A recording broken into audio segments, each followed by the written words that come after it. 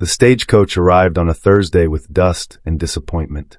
Among the passengers who climbed down into the harsh Montana sun was a woman wearing a green traveling dress that had been beautiful once, before the 1,000-mile journey turned it gray with road dirt and desperation. Her name was Rose Sullivan, and she'd come west as a mail-order bride for a man named Henry Bartlett, who took one look at her scarred face and said, "No, this won't do. Don't drift off now, stick with me to the end, and comment your city so we can map just how far Hazel's story stretches across this wide world." Jack Morgan watched from across the street. He'd been checking supplies at the general store when the coach pulled in, had seen Henry Bartlett puff up with anticipation, then deflate with disgust. The whole town square went quiet as Henry spoke loud enough for everyone to hear. "The agency said you were pretty, said you were unblemished. I paid good money for a wife, not damaged goods." Rose stood frozen on the boardwalk, one hand unconsciously touching the scar that ran from her right temple down to her jaw. A burned scar, old but prominent, the kind that told stories she probably didn't want to tell. Her face had gone pale, except for 2 spots of color high on her cheeks. Shame, Jack recognized. The particular kind of shame that comes from being rejected in public. "I can cook." Her voice barely carried. "I can sew and keep house. I'm strong. I work hard. I don't care what you can do. I ordered a wife, not a freak show." Henry turned to the stagecoach driver. "Put her back on. Send her east. I want my money back from that thieving agency." "Next stage isn't for 3 days, the driver said, uncomfortable. "And I ain't authorized to give refunds. Then she can sleep in the street for all I care. I'm not taking her home." Henry walked away. Just walked away from a woman he'd summoned across a continent, left her standing there with one carpet bag and nowhere to go. The crowd that had gathered to witness the bride's arrival started dispersing, eyes sliding away from Rose's humiliation like it was something contagious. Jack watched her stand there as people flowed around her like water around a stone. She didn't cry, didn't collapse, just stood very still, hands still touching that scar, probably wishing she could disappear into the boards beneath her feet. He'd seen that look before, on wounded animals, on soldiers after battles, on himself in the mirror 6 years ago when he'd come back from the war, missing 2 fingers on his left hand and all the innocence he'd carried into it. The look that said the world had taken something from you and left you to figure out how to be whole with the pieces that remained. Jack crossed the street without deciding to cross it. His boots made hollow sounds on the boardwalk. Rose looked up when his shadow fell across her, and for a moment fear flashed in her eyes. She'd learned to expect the worst from strangers. "Ma'am." Jack touched the brim of his hat with his right hand, keeping the mangled left in his pocket where he always kept it. "Name's Jack Morgan. I work a ranch about 5 miles north of here. Boss needs a housekeeper. Job pays room, board, and $20 a month. You interested?" She stared at him like he'd spoken a foreign language. "What? Housekeeper position. Available now. You said you can cook and keep house. That true?" "Yes, but..." She stopped, searching his face for the trap. "Why would you offer me work?" "Because you need work and my boss needs a housekeeper." Seems straightforward. "Your boss know about my face?" Jack looked at her scar directly. Didn't flinch or look away. "My boss is blind. Lost his sight 5 years ago in a mining accident. Your face won't bother him none. Mine probably doesn't either, but I don't ask." Something shifted in her expression. Not quite hope. More like the distant possibility of hope. "What's the catch?" "No catch. It's honest work for honest pay. You keep the house, cook meals, do laundry. He's particular about things being organized because he can't see to find them. You'd have your own room. Door that locks. He's a decent man. Won't bother you none. And you?" "I work the ranch. Fix fences, tend cattle, do the things that need doing. Come in for meals and sleep in the bunkhouse. We'd cross paths, but I'd keep my distance if that's what you prefer." Rose looked down at her carpet bag, at her ruined dress, at the town that had just witnessed her value being assessed and found wanting. When she looked back up, her jaw was set. "All right, I'll take the work. But if your boss tries anything..." "He won't. Samuel Crawford's a good man. Lost his wife same accident that took his sight. He's not looking for romance. Just someone to help him maintain what's left of his independence. And you're not looking for anything else?" Jack met her eyes. No, ma'am. I'm just looking to help a person who needs help. That allowed. She studied him for a long moment. Nobody does something for nothing. I'm doing it so I don't have to live with watching someone suffer when I could have stopped it. That's selfish enough for you. The ghost of a smile crossed her face. Yeah, that I can believe. They rode out in Jack's wagon, Rose sitting stiff in the passenger seat, like she expected the offer to evaporate any moment. The ranch appeared as the sun started its descent, a modest spread with a weathered house, a solid barn, cattle grazing in distant pastures. Neat but worn. Functional. Lonely. Samuel Crawford sat on the porch in a rocking chair, face turned toward the sound of approaching wheels. He was maybe 50, gray-bearded, with the careful stillness of people who've learned to navigate darkness. His eyes were open but unfocused, scarred at the edges from whatever explosion had stolen his sight. That you, Jack? Yes, sir. Brought the new housekeeper. Miss Rose Sullivan. Samuel stood, extended his hand in the general direction of Rose's voice. Miss Sullivan, Jack tells me you're recently arrived from back east. Rose took his hand hesitantly. Yes, sir. From Philadelphia. Long journey. You must be tired. Jack, show her to Sarah's old room. Miss Sullivan, dinner's at 6 if you're up for cooking. If not, we'll make do with what's in the pantry. I can cook, Rose said quickly. I'll earn my keep. I'm sure you will. But tonight, just rest. Tomorrow's soon enough to start. The room Jack showed her was small but clean. A bed with a quilt, a dresser with a wash basin, a window looking out over the prairie that stretched to mountains in the distance. The door had a lock that worked. Rose tested it 3 times. You're safe here, Jack said from the doorway. I know that don't mean much coming from a stranger, but it's true. Samuel's a man of his word. I've worked for him for years and never seen him treat anyone poorly. Why do you do that? Do what? Keep your left hand in your pocket. You ashamed of something too?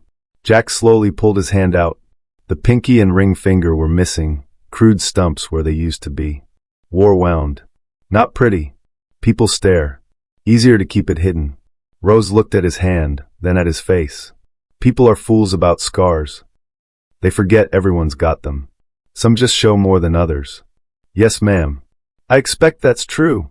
That first evening, Rose cooked dinner from the supplies in the pantry. Nothing fancy, stew and cornbread, but done with a competence that spoke of years of practice. They ate at the kitchen table, Samuel navigating his plate by memory and touch, Jack eating quietly, Rose barely touching her food. This is good cooking, Samuel said. Been eating Jack's attempts for too long. No offense, Jack. None taken. I know my limitations.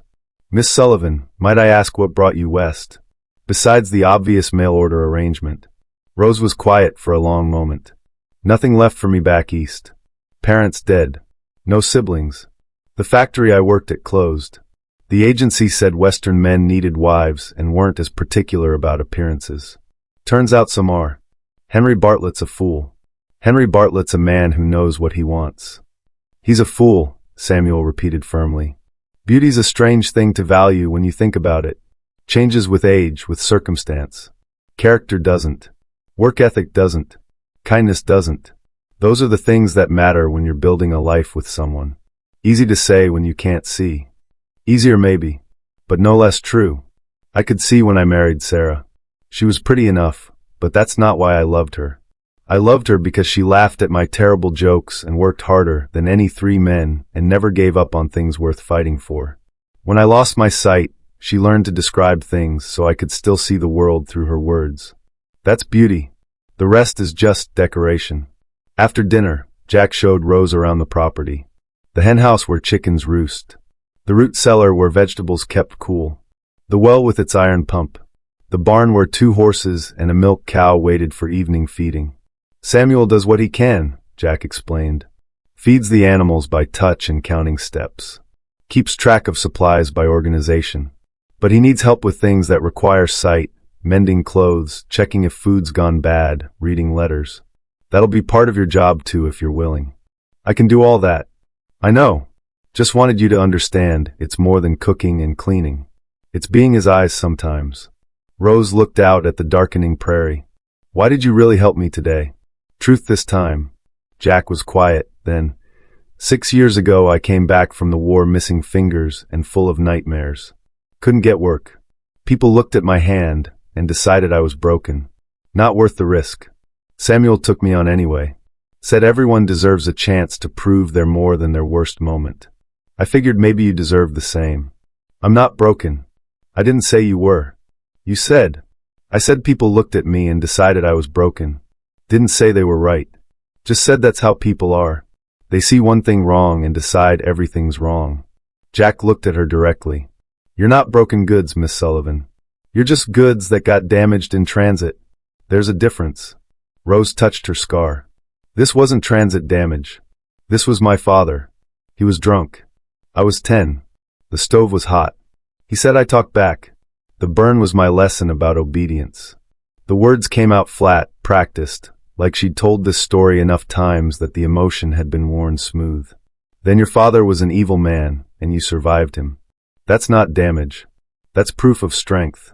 Henry Bartlett didn't see strength. Henry Bartlett's a fool. We've established this. Rose almost smiled. Almost. I should get some sleep. Long day. Yes, ma'am. Breakfast's usually at dawn. No rush, though. Take the time you need to settle. She walked back to the house, back straight despite exhaustion. Jack watched her go and thought about damage and strength and all the ways people survived things that should have destroyed them. Days became weeks. Rose fell into the rhythm of ranch life, cooking, cleaning, organizing Samuel's world so he could navigate it independently. She read him letters from his deceased wife's sister, described sunsets when he asked, mended his clothes and Jack's too when she noticed holes going ignored. She was efficient, quiet, present but not intrusive. Samuel treated her with gentle respect, never prying, always grateful. And Jack found himself noticing things. How she hummed while cooking. How she stood on the porch in the evenings watching the sun set like she was memorizing beauty against future darkness. How she startled at sudden sounds but never complained. One morning, about a month in, Jack came back from checking the north fence to find Rose in the barn. She was brushing the horses with steady, practiced strokes, talking to them in a low voice. Didn't know you were comfortable with horses. She didn't startle, had heard him coming. Grew up around them. Before my father sold them to buy liquor. These are good animals. Calm. They like you. Animals don't care about scars. People could learn something from that. Jack picked up the other brush, started working on the second horse. They worked in companionable silence for a while before Rose spoke again. Why are you not married, Jack? You're kind, hard-working, own your own hands. Most women would consider that a good prospect. Been asked that before. Simple answer is I'm not interested in marriage to someone who'd marry me out of practicality. And women who want romance tend to want men who look like storybook heroes. I'm not that. Missing fingers. Bad dreams. Not much for conversation. I'm functional, not desirable. That's a sad way to see yourself. It's an honest way. I know my value. I'm a good worker, loyal friend, decent human being on my better days. But I'm not someone's romantic dream. I've made peace with that. Rose stopped brushing. You think I'm someone's romantic dream? With this face? I think you're someone who deserves to be seen as more than your face. Pretty words. But words don't change how the world works. No. But they change how we work. How we see ourselves. How we decide what we deserve. She looked at him, then really looked. You're a strange man, Jack Morgan. I've been called worse. That wasn't an insult. Strange is interesting. Different. Most people are so busy being what they think they should be, they forget to be what they are. And what are you, Rose Sullivan? She thought about it. I'm still figuring that out. Spent so long being afraid, being small, being acceptable. Coming west was supposed to be about starting over. Being someone new. Instead, I just found new ways to be unwanted. You're wanted here. As a housekeeper. That's not the same as being wanted as a person. Isn't it? Samuel needs you. Depends on you. Trusts you. That's being wanted. Maybe not in the romantic way the mail-order bride system promised, but in a real way. A way that matters. And you? Do you want me here? The question hung heavy in the barn's dusty air. Jack chose his words carefully.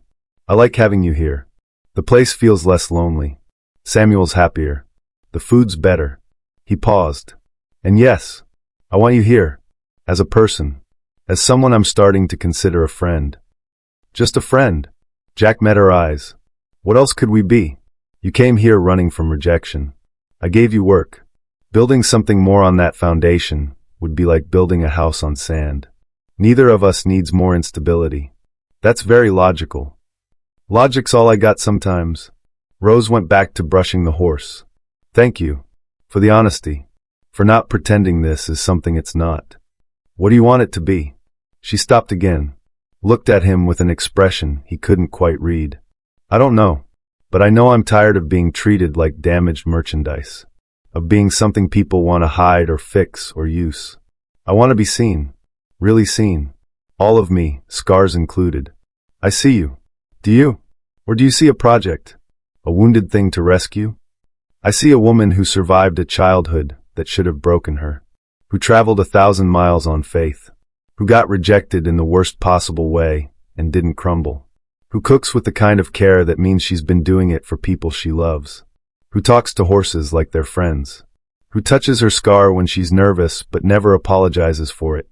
Jack set down his brush. I see strength. I see resilience. I see someone worth knowing. That clear enough? Rose's eyes filled with tears. No one's ever said anything like that to me before. Then people have been blind in ways that have nothing to do with eyesight. She laughed through the tears. You're either the kindest man I've ever met or the best liar. I don't lie. Too hard to keep track of false stories. The truth's easier. Then thank you. For the truth. 2 months in, Henry Bartlett showed up at the ranch. Jack was working on the water trough when he heard the horse approach. He looked up to see Henry, dressed like he was going to church, riding up to the house where Rose was hanging laundry. Jack dropped his tools and walked quickly toward them, arriving just as Henry started speaking. Rose. I've been thinking. Maybe I was hasty. Maybe we could work something out. Rose kept hanging laundry, didn't even turn around. No. Now don't be like that. I'm offering you another chance. You should be grateful. I'm grateful you showed me who you were before I wasted my life being your wife. You listen here. Jack stepped between them. She said no. Time for you to leave. This doesn't concern you, Morgan. Actually, it does. This is private property. Miss Sullivan works here. You're trespassing. I paid for her passage. She's contractually obligated to marry me. No, sir. The agency's contract is with you for providing a potential bride. She has no obligation to marry someone who doesn't meet her standards. You had your chance. You rejected her publicly. Now she's rejecting you privately. That's the end of it. You want her? Is that it? You want damaged goods for yourself. Jack's jaw clenched, but his voice stayed level. One more time. Leave. Now. Or what? You'll fight me? You can't even hold a fist proper with that crippled hand. Rose stepped around Jack, stood directly in front of Henry. You're right. I am damaged. But you know what? I'd rather be damaged and free than whole and stuck with a small-minded coward like you. Jack's worth 10 of you with 9 fingers tied behind his back.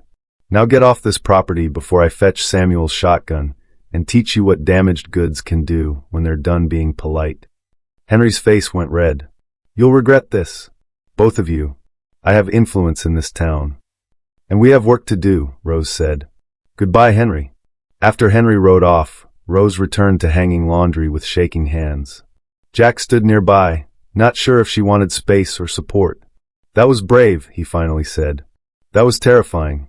I thought he might hurt you. Or me. Or both. He's not worth the effort of violence. Just a sad man who thinks money buys him the right to treat people like objects. He was right about one thing, though. I am damaged. No, you're not. And even if you were, damaged things can still be valuable. A cracked cup still holds water. A scarred hand still works. A marked face still sees and smiles and does everything an unmarked one does.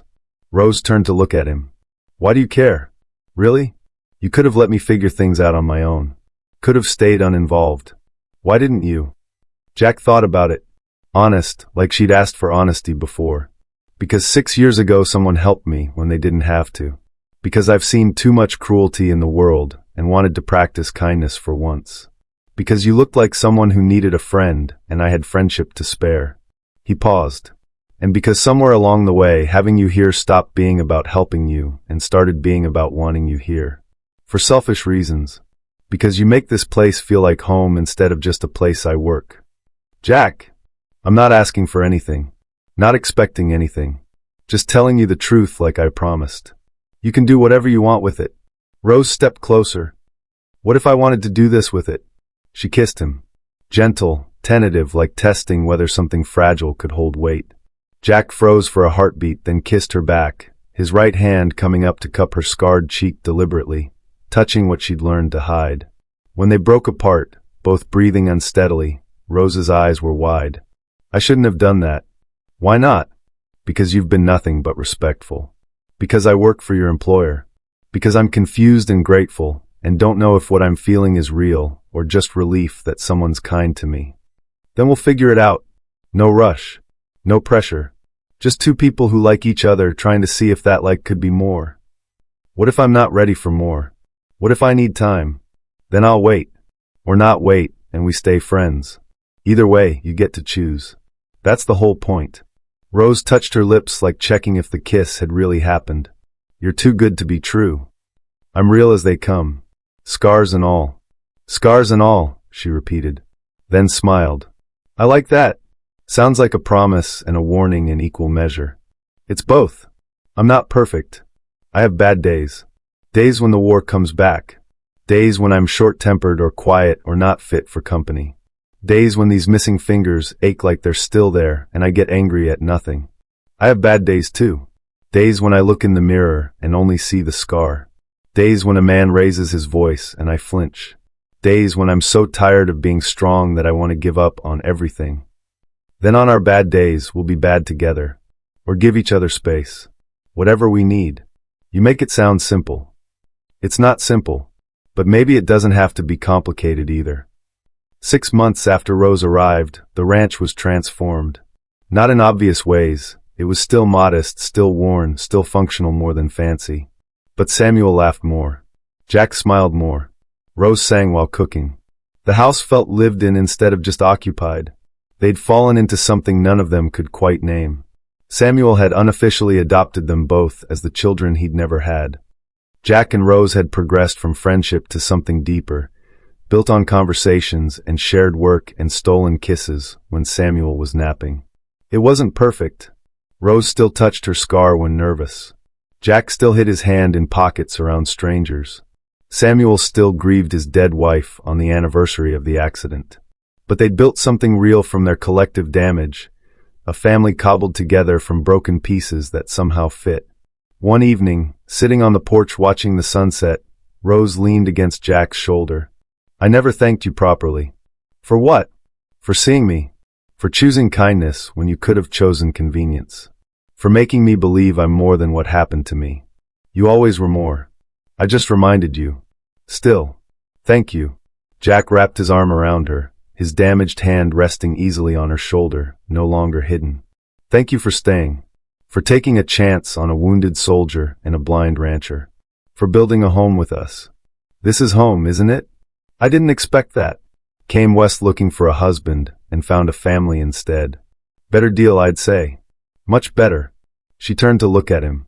Jack, would you, that is, if you wanted, would you consider marrying me? For real this time.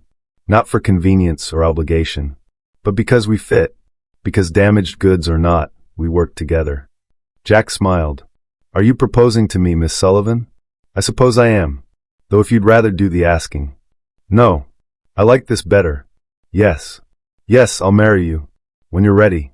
No rush. I'm ready now. Been ready for months. Just didn't know if you were. Been ready since the first time you told Henry Bartlett where to shove his influence. Rose laughed. That's romantic. That's honest. Which I figure is more important. They married a month later in a simple ceremony in town. Samuel stood as witness, beaming despite his blindness. The townspeople attended, some out of genuine warmth, some out of curiosity to see the scarred mail-order bride marry the nine-fingered ranch hand. Let them look. Jack and Rose had stopped caring what people saw on the surface. At the reception, Samuel made a toast. To my son and daughter, found family, best family. May your years together be long, and your kindness to each other constant. And may the world learn what you two already know, that broken things can still be beautiful, and sometimes the most valuable treasures are the ones other people throw away. Years later, when people asked how they met, Jack would tell the truth. She arrived broken-hearted, and I was long broken. Seemed like we might fit together. Turned out we did. And Rose would add, best decision I ever made was getting rejected by a fool and rescued by a good man. Though rescued's the wrong word. He didn't save me. He just stood beside me while I saved myself. They built a life from that beginning. Raised children who learned that character mattered more than appearance. Ran the ranch after Samuel passed, honoring his memory by treating everyone with the dignity he'd shown them. Grew old together, accumulating more scars and wrinkles, and proof that they'd lived rather than just survived. And every year on the anniversary of the day Rose arrived on that dusty stagecoach, Jack would take her hand, the scarred one deliberately, and say, best goods I ever acquired. And Rose would touch his damaged hand and reply, best deal I ever made. Because in the end, that's what love is. Not perfection finding perfection, but damaged people deciding that their combined brokenness makes something stronger than wholeness ever could. Choosing each other not despite the scars, but because the scars are proof that they survived, that they fought, that they refused to let the world make them less than they were. They were broken goods, both of them. But together, they were priceless.